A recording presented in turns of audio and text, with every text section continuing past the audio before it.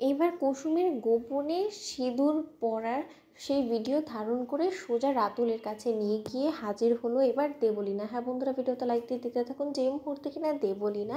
রাতুলের গায়ে হলুদের অনুষ্ঠানে রাতুলের গায়ে হলুদ ছোঁয়ানোর নাম করে যখন কিনা দেবলীনা বলতে থাকে যে জানো তো রাতুল, তোমাকে বিশেষ একটা উপহার দেওয়ার ছিল। আমরা বলতে পারো যে I have something special for you, কারণ তুমি তো নিজেও খুব ভালো করে জানো যে এমনি এমনি তার খালি হাতে তোমাদের বিয়ের নিমন্ত্রণ আমি খেতে পারবো না, কারণ আফটারঅল আমরা মালিক পক্ষ বলে কথা। তাই তোমার জন্য বিশেষ উপহারটা আমি মনে করেছি যে আজ এক্ষুনি এই সময় আমি তোমাকে দিয়ে দেবো। ঠিক সেই মুহূর্তে মীনাক্ষী যখন বলতে থাকে যে এই দেবলীনা তুমি আবার কি উপহার দেবে বলো তো, এমনিতেই তো দিদি অনেক কিছু দিয়ে ফেলেছে না চাইতে এদের, এর মাঝখানে তুমিও যদি আবার উপহার দাও তাহলে তোমার সামনে আমি ছোটো হয়ে যাবো না, কারণ সম্পর্কে তো আমি বড়, তাই না। অন্যদিকে এই কথা বলা মাত্র যখন কিনা দেবলীনা বলতে থাকে যে না না, সেরকম কোনো কিছু এক্সপেন্সিভ অন্তত এই ভিখিরিদের আমি দেবো না, এতটুকু অন্তত আন্টি তুমি শিওর থাকতে পারো, আমি এমন কিছু দেবো যেটা কিনা রাতুলের চোখ খুলিয়ে দেবে। ঠিক সেই মুহূর্তে রাতুল যখন বলতে থাকে যে দেবলীনা ম্যাডাম আপনি ঠিক কী বলার চেষ্টা করছেন সেটা একটু পরিষ্কার করে বললে আমার জন্য একটু বুঝতে সুবিধা হয়, এমনি তো আমার কাছে অফুরন্ত সময় নেই। অন্যদিকে এই কথা বলা মাত্র যখন কিনা দেবলীনা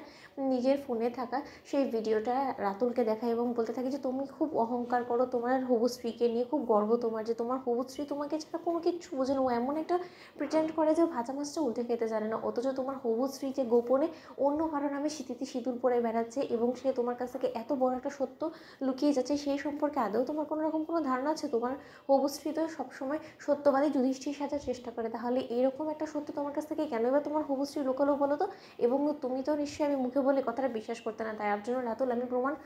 সমেত তোমার কাছে এনে দ্বারস্থ করেছি, এবার তুমি দেখো তো যে আমি কি কোনো কথা ভুল বলছি। ঠিক সেই মুহূর্তে যখন কিনা এই কথা বলা মাত্র রাতুল সেই ভিডিওটা দেখা মাত্র চমকে এবং রাতুল বলতে থাকে যে সত্যি তো কুসুম কার নামে স্মৃতিতে সিঁদুর পড়ছে এবং কেনই বা কুসুম এরকম একটা সত্য আমার কাছ থেকে আড়াল করে গেল, আমার তো কিছুই মাথায় ঢুকছে না। অন্যদিকে এই সমস্ত কথাবার্তা যখন কিনা দীপালি শুনে ফেলে, ঠিক সেই মুহূর্তে দীপালি গোটা বিষয়টাকে ধামাচাপা দেওয়ার জন্য দীপালি একবারই এসে বলতে থাকে যে কী ব্যাপার রাতুল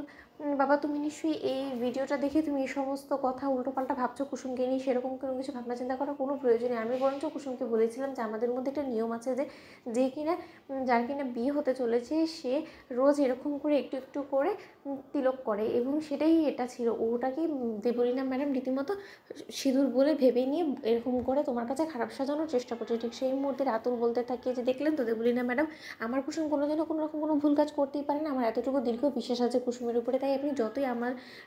কান ভাঙানোর চেষ্টা করেন না কেন সেটা এতটাও সহজ হবে না এবং আপনি এত সহজে সফলতা পাবেন না। অন্যদিকে দেবলীনা যখন বলতে থাকে যে খুব বেশি চালাকি করা শিখে গিয়েছো তাই না দীপালি